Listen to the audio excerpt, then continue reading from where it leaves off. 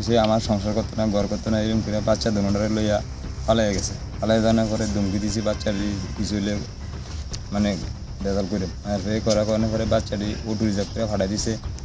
Mobile switch off করে লেছে, তখন কই আছে কি আসে সব নিয়ে গেছে। কী নাম আপনার মিসেজের?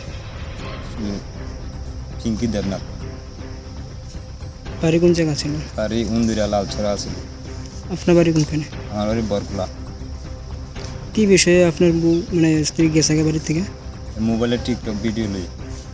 আপনি বারণ করছিলেন টিকটক না করার লাগে? করতাম না, না করছিলাম। মানে আমি আশেপাশে গেলে মানুষের নানান দান কয়, এই কারণে না করছিলাম। তারপরে আপনারে কী কইছে? আমার কাছে টিকটক ছাড়তে পারতো না, সব ছেড়ে দিতে পারবো, টিকটক ছাড়তে পারতো না, এই কথা কইছে। কাছে তোমার সংসার করতাম না, এই কথা বাড়ির থেকে বাড়ি গেছে। কবে গেছে? গেছে 18 তারিখ।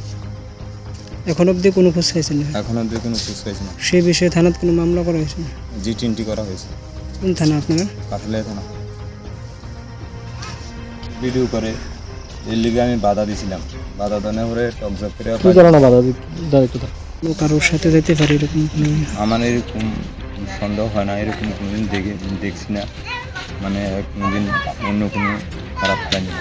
কারণ বাচ্চা ভালো হয়ে গেছে, আমি মামলা করছি, জি-20 করছি। এখন মানে থানার কাছে অনুরোধ, মানে আমার যাতে বাচ্চা দুটাকে মামা করে কান্নাকাটি করে, যাতে আমি আইনে দেওয়া নাকি